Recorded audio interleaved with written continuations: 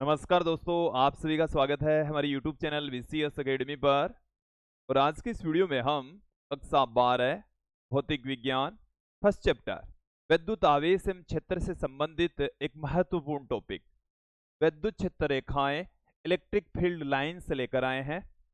आज की इस वीडियो में आप देखेंगे कि विद्युत क्षेत्र रेखाएं होती क्या है, इनके गुणों के बारे में यहाँ पर चर्चा करेंगे। साथ में विभिन्न विन्यासों के लिए विद्युत क्षेत्र रेखाओं का निरूपण करने वाले हैं, समझाने वाले हैं।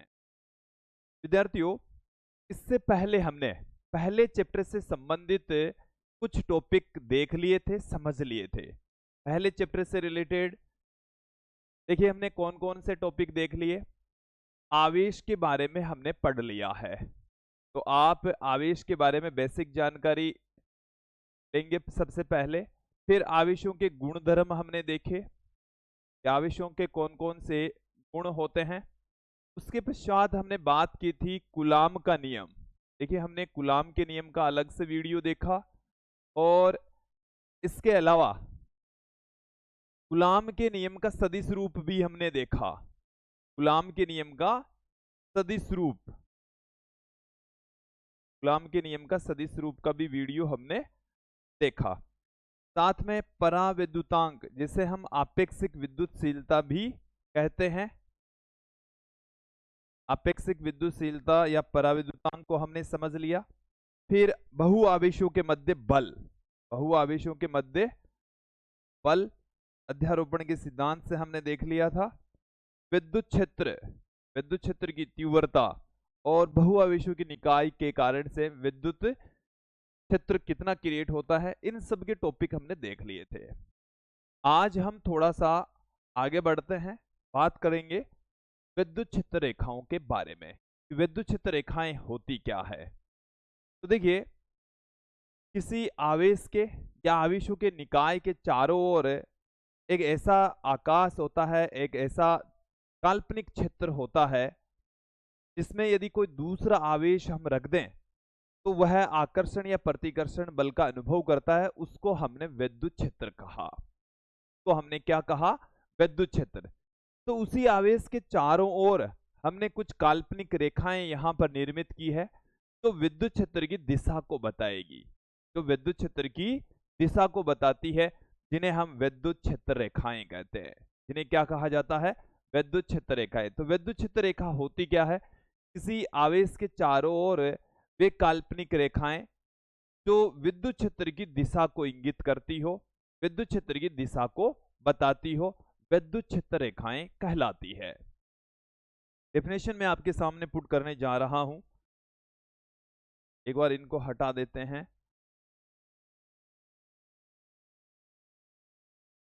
कि वे काल्पनिक रेखाएं जिनके किसी बिंदु पर खींची गई स्पर्श रेखा उस बिंदु पर विद्युत क्षेत्र की दिशा को बताती हो, विद्युत क्षेत्र रेखाएं कहलाती है।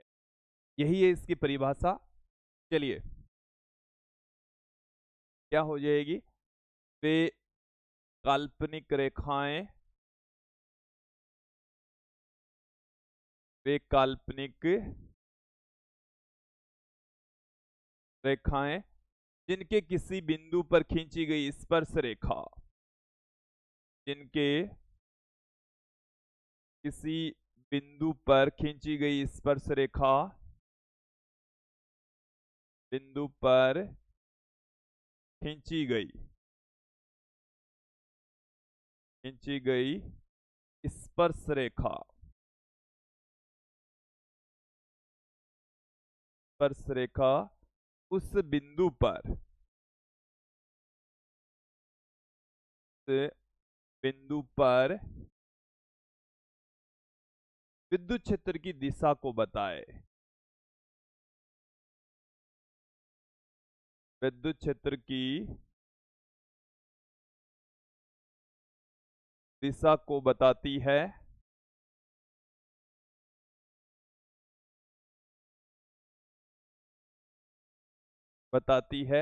विद्युत क्षेत्र रेखा कहलाती है, विद्युत क्षेत्र रेखाएं कहलाती है, विद्युत क्षेत्र रेखाएं कहलाती है। ठीक है, थोड़ा सा और बेटर तरीके से समझें कि जैसे ये हमारे पास में कोई आवेश है और आवेश है और यहां से कोई विद्युत क्षेत्र रेखा इस तरीके से बाहर निकल रही, ऐसे बाहर निकल रही है। अब इस ये जो विद्युत क्षेत्र रेखा है, इसके किसी बिंदु के ऊपर यदि हम स्पर्श रेखा खींचें, यहां से इस तरीके से कोई स्पर्श रेखा खींचें, तो ये विद्युत क्षेत्र की दिशा को इंगित करेगी, विद्युत क्षेत्र की दिशा को बताएगी। ठीक है, तो उसी को हम कहते हैं विद्युत क्षेत्र रेखा। एक बार पुनः समझ लीजिए कि ऐसी काल्पनिक रेखाएं, ये वास्तव में नहीं पाई जाती, काल्पनिक रेखाएं हैं जिनके किसी बिंदु पर खींची गई स्पर्श रेखा, उनके किसी बिंदु के ऊपर आप स्पर्श रेखा खींच लीजिए, उस बिंदु पर वो विद्युत क्षेत्र की दिशा को इंगित करेगी, विद्युत क्षेत्र की दिशा को बताएगी। तो उन रेखाओं को हम विद्युत क्षेत्र रेखाएं कहते हैं। क्लियर? अब देखिए इनके एक एक करके कुछ गुणधर्म समझेंगे जिनसे हमें विद्युत क्षेत्र रेखाओं वाला जो टॉपिक है वो थोड़ा सा बेटर तरीके से समझ में आ जाएगा। विद्युत क्षेत्र रेखाओं के गुणधर्म।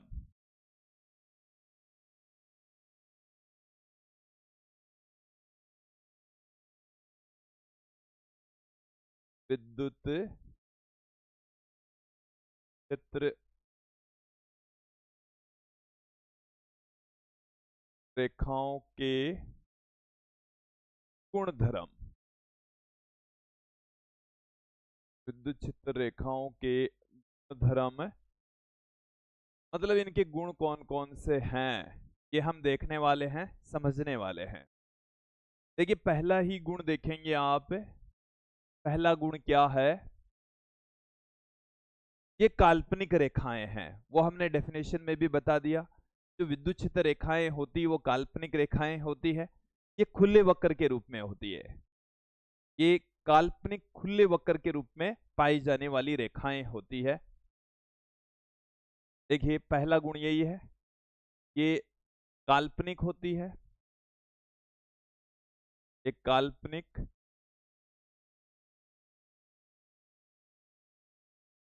खुले वक्र, तो इनको हम क्लियर करेंगे, काल्पनिक और खुले वक्र के रूप में होती है, के रूप में होती है। इनको आप समझें, इसका मतलब क्या है।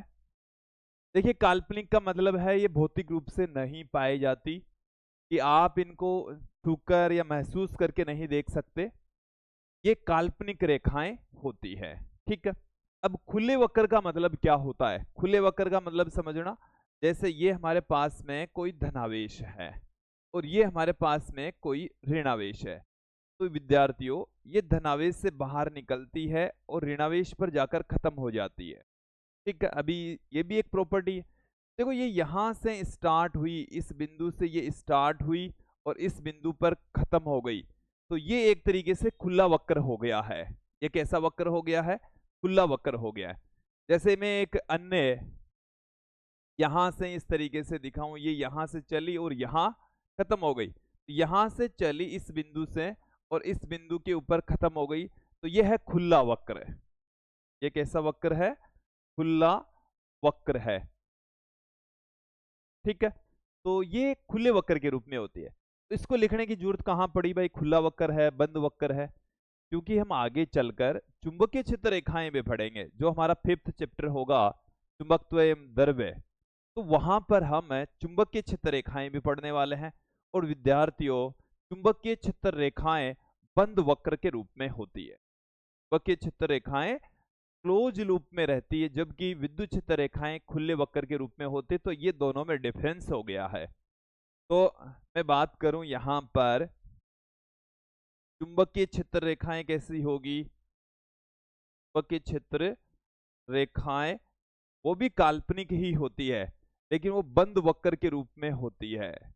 वो कैसे रहेगी, बंद वक्र के रूप में रहेगी। इसलिए यहां पर हम स्पेशली ये पुट करेंगे कि जो विद्युत क्षेत्र रेखाएं हैं वो खुले वक्र के रूप में होती है। ठीक है, ये आपको क्लियर हो जाना चाहिए। फिर अगली प्रॉपर्टी देखें आप, अगली प्रॉपर्टी क्या है? दूसरी प्रॉपर्टी हम देख रहे हैं। दूसरी प्रॉपर्टी क्या होगी कि विद्युत क्षेत्र रेखा के किसी बिंदु पर खींची गई स्पर्श रेखा उस बिंदु पर विद्युत क्षेत्र की दिशा को बताएगी। देखो इसको क्लियर कर लें आप लोग। ये हमने डेफिनेशन में भी बताया कि विद्युत क्षेत्र रेखा के किसी बिंदु पर आप यदि स्पर्श रेखा खींचोगे तो उस बिंदु पर वो विद्युत क्षेत्र की दिशा को इंगित करेगी। हमने डेफिनेशन भी इसी तरीके से दी थी कि वे काल्पनिक रेखाएं जिनके किसी बिंदु पर खींची गई स्पर्श रेखा उस बिंदु पर विद्युत क्षेत्र की दिशा को बताती है। यहां पर भी वही लाइन पुट कर है कि विद्युत क्षेत्र रेखा के किसी बिंदु पर खींची गई स्पर्श रेखा उस बिंदु पर विद्युत क्षेत्र की दिशा को इंगित करती है। चलिए मैं आपके सामने रख देता हूं। विद्युत क्षेत्र रेखा के विद्युत क्षेत्र रेखा के किसी बिंदु पर खींची गई स्पर्श रेखा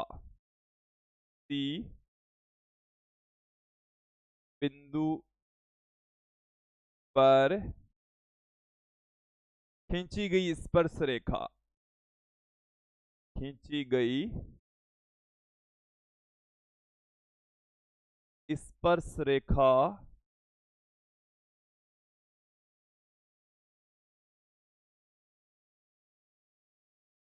उस बिंदु पर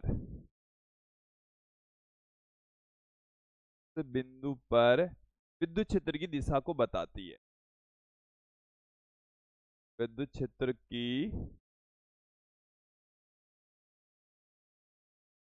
दिशा को बताती है। ये क्लियर हो जाना चाहिए। विद्युत क्षेत्र की दिशा को बताती है। ठीक है, आप इसका भी एग्जाम्पल ले सकते हैं। मैंने अभी थोड़ी देर पहले भी समझाया। ये धनावेश है, ये भी आप कोई धनावेश ही ले लीजिए। अब यहां से विद्युत क्षेत्र रेखा इस तरीके से होगी, यहां से विद्युत क्षेत्र रेखा इस तरीके से होगी, यहां से विद्युत क्षेत्र रेखा इस तरीके से, विद्युत क्षेत्र रेखा इस तरीके से। यदि मैं बात करूं यहां पर इसके किसी बिंदु पर कि भाई विद्युत क्षेत्र इस बिंदु के ऊपर क्या होगा, यहां पर हमने ले लिया, तो यहां पर आप खींचिए स्पर्श रेखा। इस तरीके से स्पर्श रेखा खींचेंगे। इस बिंदु के ऊपर खींची गई स्पर्श रेखा विद्युत क्षेत्र की दिशा को इंगित करती है। तो विद्युत क्षेत्र रेखा के किसी बिंदु पर खींची गई स्पर्श रेखा उस बिंदु पर विद्युत क्षेत्र की दिशा को बताएगी, विद्युत क्षेत्र की डायरेक्शन को शो करेगी। ये आपको क्लियर हो जाना चाहिए। ये दो प्रॉपर्टी हो गई। ये व्हाइट वाली आपको ध्यान में रखनी, ये मैंने समझाया केवल कि पहली जो प्रॉपर्टी है वो हमारे पास में है कि ये काल्पनिक खुले वक्र के रूप में होती है। दूसरी प्रॉपर्टी है विद्युत क्षेत्र रेखा के किसी बिंदु पर खींची गई स्पर्श रेखा उस बिंदु पर विद्युत क्षेत्र की डायरेक्शन को शो करेगी। इसी प्रॉपर्टी से ही रिलेटेड अगली प्रॉपर्टी है, दो विद्युत क्षेत्र रेखाएं कभी भी एक दूसरे को प्रतिच्छेद नहीं करती, दोनों एक दूसरे को कभी नहीं काट सकती, क्योंकि जहां कहीं पर भी काटेगी तो वहां पर हम दो स्पर्श रेखाएं खींच सकते हैं, और दो स्पर्श रेखाएं खींच सकते हैं तो वहां पर विद्युत क्षेत्र रेखा विद्युत क्षेत्र की दो दिशाएं हो जाएगी। एक ही बिंदु पर विद्युत क्षेत्र की दो दो दिशाएं पॉसिबल नहीं है। चलिए अगली प्रॉपर्टी देखेंगे आप, क्या है तीसरी प्रॉपर्टी देखिए। तो विद्युत क्षेत्र रेखाएं, तो विद्युत क्षेत्र रेखाएं कभी भी एक दूसरे को प्रतिच्छेद नहीं करती, कभी भी एक दूसरे को प्रतिच्छेद नहीं करती, दूसरे को प्रतिच्छेद नहीं करती, नहीं करती है। क्यों नहीं करती? क्योंकि कटान बिंदु पर जहां कहीं पर भी प्रतिच्छेद करेगी, कटान होगा, वहां पर विद्युत क्षेत्र की दो दिशाएं होगी जो कि संभव नहीं है। क्योंकि कटान बिंदु पर, कटान बिंदु पर विद्युत क्षेत्र की दो दिशाएं होगी, विद्युत क्षेत्र की दो दिशाएं होगी जो कि असंभव है, जो कि असंभव है, असंभव है, पॉसिबल ही नहीं है। चलिए कैसे? जैसे ये हमारे पास में एक विद्युत क्षेत्र रेखा है, ये कोई एक विद्युत क्षेत्र रेखा है, ये हमारे पास में कोई दूसरी विद्युत क्षेत्र रेखा है। अब दो विद्युत क्षेत्र रेखाएं हो गई, तो इनके यहां पर जहां से ये काट रही है इस बिंदु के ऊपर हम दो स्पर्श रेखाएं खींच सकते हैं। कितनी स्पर्श रेखाएं खींची जा सकती है? दो स्पर्श रेखाएं। जैसे एक स्पर्श रेखा ये हो गई है हमारे पास में, ठीक है, और दूसरी स्पर्श रेखा ये हो गई। स्पर्श रेखाएं दो दो खींची जा सकती है, इस तरीके से, ठीक है। तो ये हमने दो दो स्पर्श रेखाएं यहां पर आपको दिखाई है, तो दो स्पर्श रेखाएं खींची जा सकती है। तो यहां पर विद्युत क्षेत्र की डायरेक्शन ये भी हो गई, विद्युत क्षेत्र की डायरेक्शन ये भी हो गई। ये विद्युत क्षेत्र रेखा है और ये विद्युत क्षेत्र की दिशा को बताती है, ये स्पर्श रेखाएं हैं। तो देखिए एक ही बिंदु के ऊपर हम दो दो स्पर्श रेखाएं खींच सकते हैं, विद्युत क्षेत्र की दो दो दिशाएं होगी। एक ही बिंदु के ऊपर दो दो विद्युत क्षेत्र पॉसिबल नहीं है। विद्युत क्षेत्र का मान कोई ना कोई कितना भी हो एक ही होगा, एक ही होगा तो उसकी डायरेक्शन भी क्या होगी? एक ही होगी। जबकि यहां पर इस स्थिति में दो होगी, हालांकि ये संभव नहीं है, यही बात हमने यहां पर पुट भी की। दो विद्युत क्षेत्र रेखाएं कभी भी एक दूसरे को प्रतिच्छेद नहीं करती, क्योंकि कटान बिंदु पर विद्युत दो दिशाएं होगी जो कि संभव नहीं है, असंभव है। ओके, अब देखिए ये जो विद्युत क्षेत्र रेखाएं होती है ये धनावेश से प्रारंभ होती है और ऋणावेश पर खत्म हो जाती है। इनका जो प्रारंभिक बिंदु है वो क्या है? ये धनावेश से प्रारंभ होती, कहां से प्रारंभ होगी? धनावेश से प्रारंभ होकर, धनावेश से प्रारंभ होगी, ऋणावेश पर खत्म हो जाती है। ऋणावेश या अनंत पर खत्म होती है, ऋणावेश पर भी खत्म हो सकती है या अनंत पर समाप्त होती है। समाप्त तथा तथा क्या हो सकता है? अनंत से चलने वाली ऋणावेश पर भी खत्म हो सकती है। अनंत से चलने वाली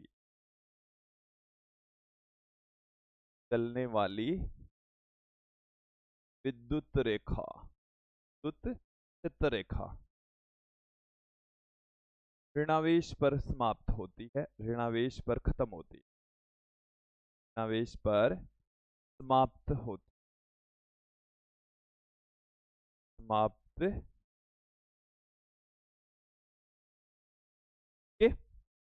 चलिए इसको थोड़ा सा बेटर तरीके से समझते हैं। ये हमारे पास में कोई धनावेश, ये हमारे पास में कोई धनावेश है। अब यदि धनावेश है तो यहां से विद्युत क्षेत्र रेखा बाहर निकलेगी, इस तरीके से बाहर निकलेगी, इस तरीके से बाहर निकलेगी, इस तरीके से बाहर निकलेगी, इस तरीके से बाहर निकलेगी। तो ये धनावेश से प्रारंभ होती है और ये हो सकता है कि ऋणावेश पर खत्म हो जाए। क्या हो सकता है? ऋणावेश पर जाकर खत्म हो जाए। तो यहां से चली और यहां से चलते चलते ऋणावेश पर जाकर खत्म हो गई। एक तो ऐसा पॉसिबल है। अब ऐसा भाई कि यहाँ पर ऋणावेश है ही नहीं, तो ये कहाँ जाएगी? फिर अनंत पर जाएगी। ये ऐसे चलते ही जाएगी और अनंत पर जाकर खत्म होगी। तो धनावेश से चलने वाली या तो ऋणावेश पर खत्म हो जाती है या अनंत पर चली जाती है। ये जा ही रही है, धनावेश से बाहर निकलेगी, और ये निकलते निकलते यदि ऋणावेश कहीं मिल गया उसको तो ऋणावेश पर वहीं खत्म हो जाएगी। क्या ये अनंत पर जा रही है? केवल धनावेश है तो ये निकल तो रही है, बट खत्म कहाँ हो रही है? अनंत पर हो रही है। ठीक है, क्या क्या हो सकता है? देखो इस तरीके से हम दिखा सकते हैं कि ये हमारे पास में है ऋणावेश, तो ऋणावेश पर तो जाकर क्या होती है? खत्म होती है। ऋणावेश पर जाकर क्या होती है? खत्म होती है। ये हो सकता है धनावेश से चलकर आई हो, जैसे यहाँ कोई धनावेश है तो यहाँ से चलकर ऋणावेश पर खत्म हो जाए, या ये यहाँ से कोई बहुत अधिक दूरी मतलब अनंत से चलकर ऋणावेश पर खत्म हो सकती है। तो मुझे उम्मीद है ये आपको प्रॉपर्टी अच्छे से समझ में आ जानी चाहिए। जो विद्युत क्षेत्र रेखाएं हैं वो धनावेश से प्रारंभ होकर ऋणावेश पर खत्म हो जाती है। यदि अकेला धनावेश है तो धनावेश से प्रारंभ तो होगी लेकिन अनंत पर खत्म होगी। यदि अकेला ऋणावेश है तो वहां अनंत से चलेगी विद्युत क्षेत्र रेखाएं और ऋणावेश पर आकर खत्म हो जाएगी। क्लियर हो जाना चाहिए, समझ में आ जाना चाहिए। ठीक है, अगली प्रॉपर्टी की ओर बढ़ते हैं।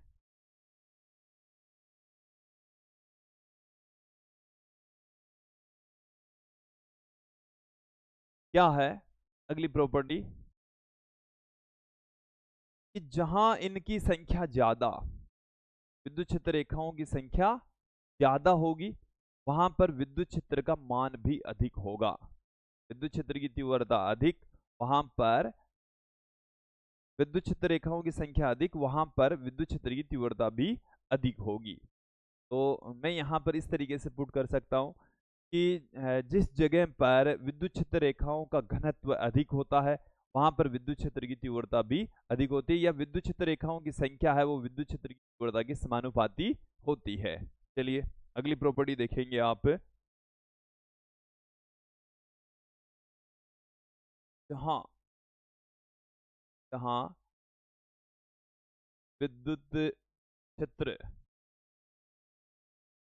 रेखाओं की संख्या, रेखाओं की संख्या,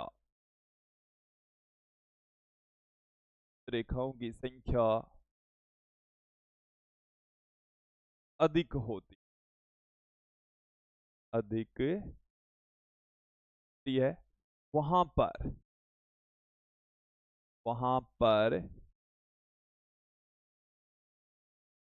विद्युत क्षेत्र का मान भी अधिक होता है, क्षेत्र का मान भी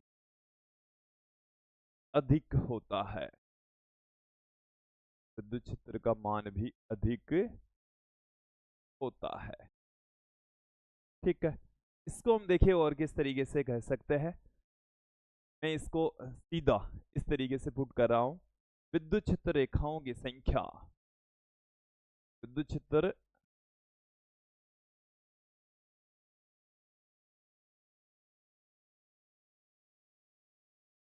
रेखाओं की संख्या, विद्युत क्षेत्र रेखाओं की संख्या है वो विद्युत क्षेत्र की तीव्रता के डायरेक्टली प्रोपोर्शनल होगी। विद्युत क्षेत्र की तीव्रता संख्या है वो तीव्रता के डायरेक्टली प्रोपोर्शनल होगी। ये बात आपको क्लियर हो जानी चाहिए। जहां पर इनकी संख्या ज्यादा वहां पर विद्युत क्षेत्र की तीव्रता भी अधिक होगी, विद्युत क्षेत्र का मान भी अधिक होगा। चलिए मैं यहां पर एक इस तरीके की शेप लेकर चल रहा हूं।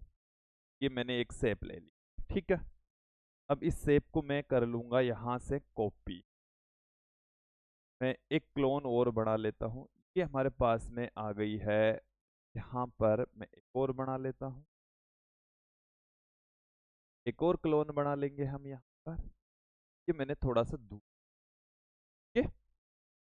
अब मैं यहाँ पर लेकर चल रहा हूँ, ये हमारे पास में है जैसे कोई धनावेश, कोई धनावेश है।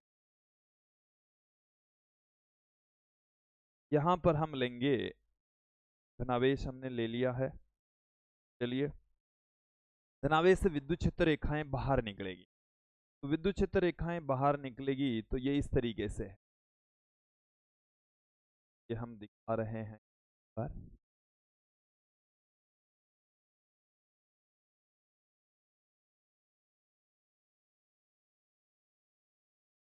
केवल इतने ही क्षेत्र के लिए हमने दिखाया है,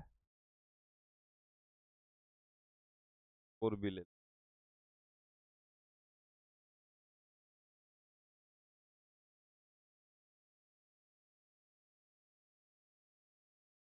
ठीक है, गेट नहीं, क्या दिक्कत है?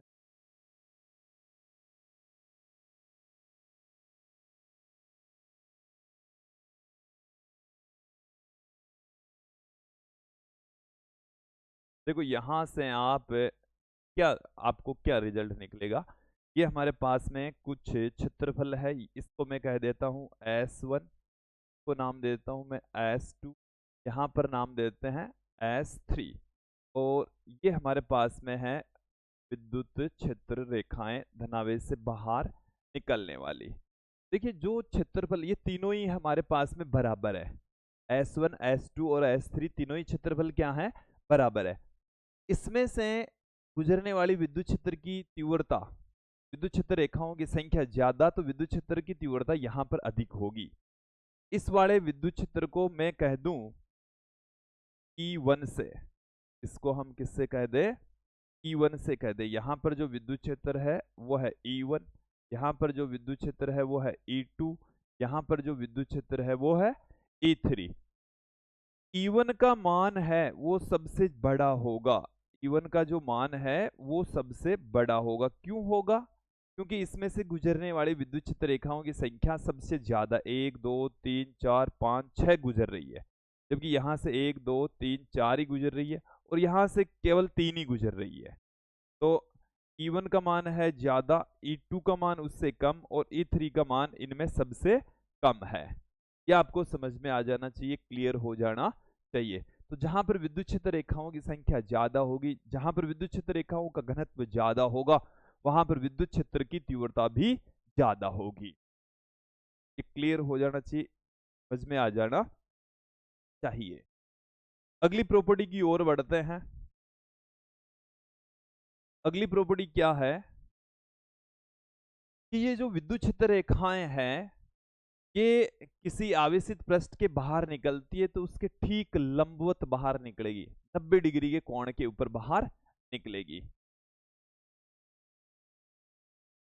विद्युत क्षेत्र रेखाएं, क्षेत्र रेखाएं आवेशित पृष्ठ के लंबवत बाहर निकलती है या प्रवेश करती है? आवेशित पृष्ठ के लंबवत ही बाहर निकलती है, लंबवत बाहर निकलती है, बाहर निकलती है, बाहर निकलती है या प्रवेश करती है, या प्रवेश करती है। लंबवत ही बाहर निकलेगी या लंबवत ही प्रवेश करती है, दोनों में से एक होगा। धनावेश है तो लंबवत बाहर निकलेगी, और ऋणावेश है तो लंबवत प्रवेश। जैसे ये हमारे पास में कोई इस तरीके का पृष्ठ है, ऐसा पृष्ठ है, ठीक है, और इसके ऊपर यहाँ पर जैसे मैंने दिखा दिया ये धनावेश है, ये इस तरीके से धनावेश है, ठीक है।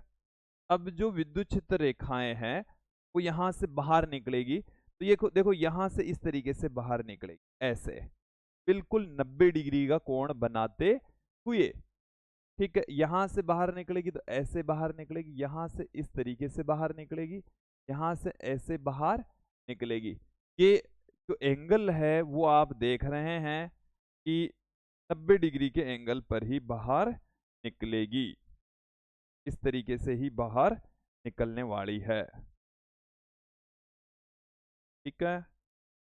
चलिए को इस तरीके से देखिए, एंगल भी मैं आपको दिखा देता हूँ। एंगल कहाँ से, ये जो पृष्ठ है इसके साथ में 90 डिग्री का कोण बनाएगी, ये भी 90 डिग्री का, ये भी 90 डिग्री का, ये भी 90 डिग्री का, ये भी 90 डिग्री का। यहाँ से जो एंगल बढ़ेगा, 90 डिग्री का। तो आवेशित पृष्ठ के लंबवत ही बाहर निकलती है और लंबवत ही प्रवेश करती है। लंबवत ही बाहर निकलती है और लंबवत ही प्रवेश करती है। जैसे आपके पास में ये कोई ऋणावेशित पृष्ठ है, इसके ऊपर ऋणावेश है, तो इसके अंदर प्रवेश करेगी और लंबवत ही प्रवेश करेगी। लंबवत का मतलब ये हो गया कि यहां से इस तरीके से 90 डिग्री का कोण बनाते हुए इस तरीके से ये प्रवेश करने वाली है। एंगल 90 डिग्री का होना चाहिए। के साथ में जो एंगल बनेगा ना, ये वाला जो एंगल होगा वो 90 डिग्री का होगा। इसका आप स्पेशली ध्यान रखें। एनसीईआरटी की जो पाठ्य पुस्तक है उसके अंदर भी कुछ एक क्वेश्चन है। उस क्वेश्चन के अंदर ये दे रखा है कि भाई विद्युत क्षेत्र रेखाएं हैं, उनके कुछ डायग्राम दे रखे हैं, उनमें से कौन सा सही है कौन सा गलत है। तो ये जो प्रॉपर्टी है उन्हीं की हेल्प की सहायता से उनमें सही गलत आप पहचान सकते हैं। आप उस क्वेश्चन करेंगे, मैं भी आपको करवाने वाला हूँ। इस चैप्टर के खत्म होते ही जो हमारे टॉपिक है, थ्योरेटिकल पार्ट है, वो खत्म हो जाएगा तो मैं आपको एग्जांपल्स भी करवाऊंगा, न्यूमेरिकल क्वेश्चन भी करवाएंगे। तो वहां पर हम अच्छे से डिस्कस करेंगे। उससे पहले आप एनसीईआरटी की जो पाठ्य पुस्तक है उसमें जाकर उन क्वेश्चंस को आप देख सकते हैं, समझ सकते हैं कि कुछ विद्युत क्षेत्र रेखाएं खींची हुई है और उनमें से कुछ गलत है कुछ सही है। तो उनमें से गलत है तो उसका रीजन भी वहां पर देना होगा, वो आप देख लीजिएगा। तो विद्यार्थियों ये थी कुछ प्रॉपर्टीज, विद्युत क्षेत्र रेखाओं के गुणधर्म हमने यहाँ पर देखे हैं।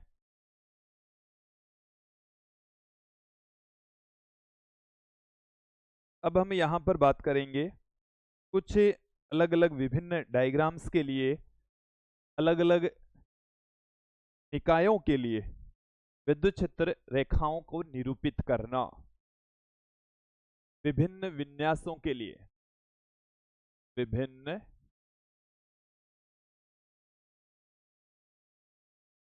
विन्यासों के लिए विद्युत क्षेत्र रेखाएं, विद्युत क्षेत्र रेखाएं अलग अलग अपने पास में विन्यास हैं और उन विन्यासों के लिए विद्युत क्षेत्र रेखाओं को यहां पर हम निरूपित कर रहे हैं। चलिए सबसे पहले तो मैं ले लेता हूं एकल धनावेश के लिए। एकल धनावेश के लिए ये हमारे पास में एकल धनावेश है। एकल ऋणावेश के लिए भी यहां पर ही ले लेते हैं।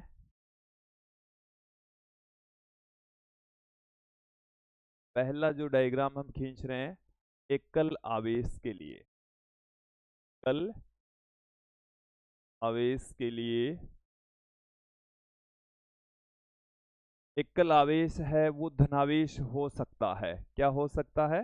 धनावेश हो सकता है। एकल जो आवेश है वो ऋणावेश भी हो सकता है। देखिए आपको एग्जाम में इस तरीके से भी मिल सकता है, Q greater than 1, Q greater than 0 के लिए विद्युत क्षेत्र रेखाएं खींचिए। Q ग्रेटर देन 0 का मतलब हो गया Q जो आवेश है उसका मान 0 से बड़ा होना चाहिए, और 0 से बड़ा होने का मतलब है ये धनावेश होगा। क्या होगा? धनावेश। ये हमारे पास में धनावेश और इसका मतलब भी धनावेश ही है। इसका मतलब भी क्या है? धनावेश। ये Q लेस देन 0 है। ऋणावेश का मतलब क्या है? जो आवेश का मान है वो 0 से छोटा है, 0 से कम है, वो ऋणावेश हो। अब इनके लिए विद्युत क्षेत्र रेखाएं क्रिएट करते हैं। चलिए वैसे हमने अभी तक जो पढ़ा है उसके अकॉर्डिंग आपको समझ में आ गया होगा। यहां से जो विद्युत क्षेत्र रेखा है वो लंबवत ही बाहर निकलती है, तरीके से बाहर निकलेगी।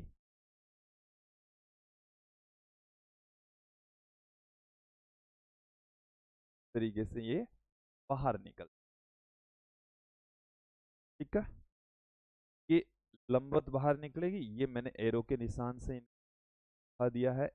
ये Q ग्रेटर देन 0 या धनावेश के लिए है, के लिए है धनावेश के लिए विद्युत क्षेत्र रेखाएं, वहां पर आप बीच में धनावेश भी देख पा रहे हैं, ठीक है। ये आपको समझ में आ जानी चाहिए। अब ऋणावेश के लिए देख लेते हैं सिमिलर टाइप से। चलिए, ऋणावेश के अंदर प्रवेश करेगी। ये जो विद्युत क्षेत्र रेखाएं हैं वो इस तरीके से इसके अंदर प्रवेश करेगी, ऐसे ऐसे इसके अंदर प्रवेश करती है। ठीक है,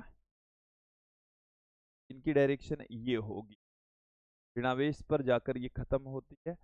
केवल ऋणावेश के लिए यदि आप विद्युत रेखाएं खींचें तो इस तरीके की आपको मिलने वाली है। और मुझे उम्मीद है यहाँ तक आपको क्लियर हो गया होगा। विद्युत क्षेत्र रेखाओं वाला जो टॉपिक है उसको आप एक बार यदि देख लेते हैं तो कहीं आपको कोई इश्यू नहीं आएगा। विद्यार्थियों, यदि आपको हमारे हैंड रिटन नोट्स, आपको ये इनके नोट्स बढ़ाने की विशेष जरूरत नहीं है, आप हमारे हैंड रिटन नोट्स यूज में ले सकते हैं। हैंड रिटन नोट्स और कहाँ से प्राप्त कर सकते हैं, तो आप गूगल प्ले स्टोर पर जाइए, हमारी जो एप्लीकेशन है उसे आप डाउनलोड करेंगे। एप्लीकेशन है BCS academy. BCS academy, BCS academy पर आप हैंड रिटन नोट्स फिजिक्स के मिल जाएंगे, केमिस्ट्री के मिल जाएंगे, अदर भी क्लासेज के जो हैंड रिटन नोट्स है हिंदी मीडियम इंग्लिश मीडियम में आपको अवेलेबल हो जाएंगे। बहुत ही अच्छी राइटिंग में है, कंटेंट बहुत ही बढ़िया है, हमने बहुत ही अच्छे से तैयार किया है। हालांकि कोई माइनर मिस्टेक, लिखने में कोई छोटी मोटी त्रुटि हो जाती है तो उनको आप इनसे समझते हुए, बहुत कम, बहुत ही कम चांस है त्रुटि के, लेकिन फिर भी यदि आपको नजर आती है तो उसमें आप सुधार करें, आप हमें भी बताएं। आप इन नंबर पर व्हाट्सअप करें, आपको हमारे यूट्यूब चैनल की और एप्लीकेशन की लिंक मिल जाएगी। आपको कॉल नहीं करना है, इन नंबर पर आपको केवल और केवल व्हाट्सअप करना है, तो आपको हमारे एप्लीकेशन की लिंक मिल जाएगी। सर बहुत ही मिनिमम प्राइस में हम आपको ये कोर्स अवेलेबल करवा रहे हैं, जिसमें आप हैंड रिटन नोट्स और वीडियोस दोनों मिल जाएंगे, दोनों आपको अवेलेबल हो जाएंगे। चलिए इस वीडियो को आगे बढ़ाते हैं। मैं यहाँ पर अब ले रहा हूँ विद्युत द्विध्रुव के लिए, विद्युत द्विध्रुव के लिए, विद्युत द्विध्रुव के लिए हम विद्युत क्षेत्र रेखाएं यहाँ पर निर्मित कर लेते हैं। ये हमारे पास में धनावेश है और ये हमारे पास में ऋणावेश है। ठीक है, और यहाँ से जो विद्युत क्षेत्र रेखाएं होगी धनावेश से बाहर निकलेगी, ऋणावेश पर खत्म होगी। ये अभी अपने हिसाब से मर्जी से ये रेखाएं क्रिएट कर रहा है। चलिए हम अपनी मर्जी से फिर क्रिएट करते हैं।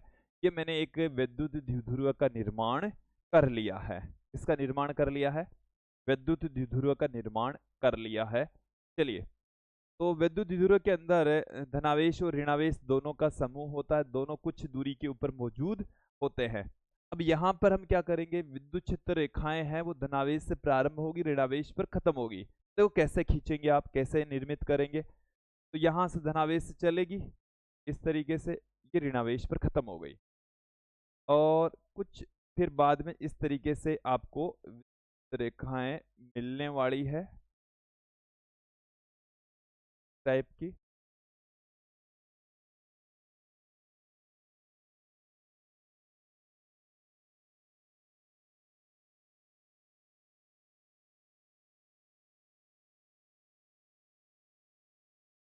ऐसे विद्युत क्षेत्र रेखाएं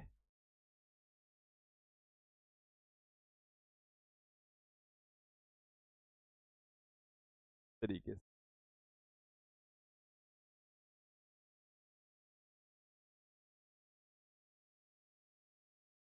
देखिए इनकी डायरेक्शन धनावेश से तो ये बाहर निकलेगी, सारी की सारी यहाँ पर बाहर की ओर निकलती हुई दिखानी है, 90 डिग्री के कोण पर बाहर निकलेगी। यहाँ पर ऋणावेश के अंदर ये प्रवेश करती है, 90 डिग्री के कोण पर ही ये प्रवेश करेगी। ये हमारे पास में एक डायग्राम है जो कि किसी विद्युत द्विध्रुव के लिए विद्युत क्षेत्र रेखाओं को इंगित करता है। ये आपको समझ में आ गया हो। अब मैं बात करता हूं दो समान आवेशों के लिए।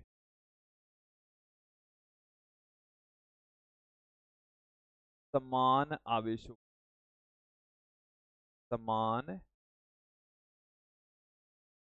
आवेशों के लिए, तो समान आवेशों के लिए देखिए क्या हो जाएगा। अब यहाँ पर हम तो समान प्रकृति के आवेश लेंगे। जैसे ये हमारे पास में एक धनावेश है, ये हमारे पास में एक ऋणावेश है, दोनों की दोनों समान प्रकृति के ले रहे हैं, तो ये भी धनावेश है, दोनों समान प्रकृति के। अब देखो यहाँ पर जो विद्युत क्षेत्र रेखाएं होगी वो यहां से भी बाहर निकलेगी, यहां से भी बाहर निकलेगी, दोनों के बीच में प्रतिकर्षण होगा।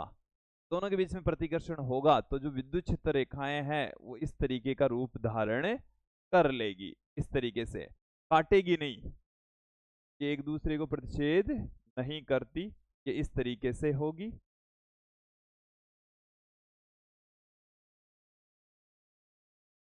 इस तरीके से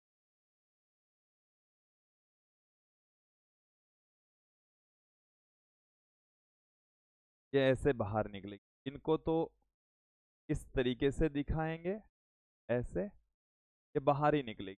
दोनों ही धनावेश हैं तो दोनों में से ही ये बाहर निकलने वाली है। यहां से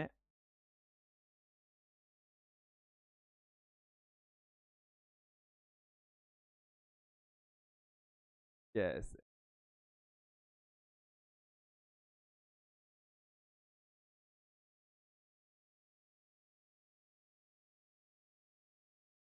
ये हमने डायरेक्शन आई है।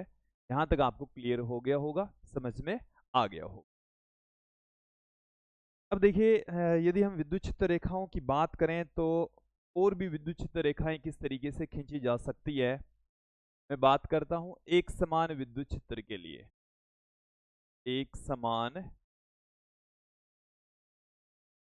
विद्युत क्षेत्र के लिए जब परिमाण और दिशा दोनों ही कांस्टेंट हो, जब परिमाण और दिशा दोनों ही कांस्टेंट हो, तब जो विद्युत क्षेत्र रेखाएं हैं वो समांतर रेखाओं के द्वारा रिप्रेजेंट करेंगे। ये हमारे पास में विद्युत क्षेत्र रेखाएं हमने यहाँ पर दिखाई है, जो कि इनका परिमाण भी समान है और दिशा भी एक ही है। ठीक है, ये एक समान विद्युत क्षेत्र के लिए है, एक समान विद्युत क्षेत्र। अब मैं यहां पर बात करता हूं कि दिशा भिन्न भिन्न हो, इसका परिमाण समान हो, परिमाण समान और दिशा भिन्न हो, और इसकी दिशा भिन्न हो, दिशा भिन्न भिन्न हो। दिशा भिन्न भिन्न होगी तो किस तरीके की निर्मित होगी, देखिए ध्यान देंगे। ये भी समांतर ही है, ये भी क्या है, समांतर ही है।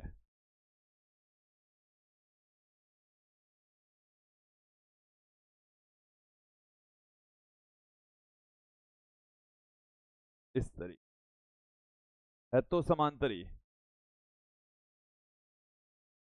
इस तरीके से है। लेकिन यहाँ पर इनकी दिशाएं क्या है, हर बिंदु के ऊपर चेंज हो रही है। और एक है कि परिमाण और दिशा दोनों ही भिन्न भिन्न हो, इस तरीके से हम दिखा सकते हैं। यहाँ पर विद्युत क्षेत्र रेखाओं का परिमाण भी अलग अलग है और दिशा भी अलग अलग हो। ई का परिमाण व दिशा अलग अलग हो, परिमाण व दिशा भिन्न भिन्न हो,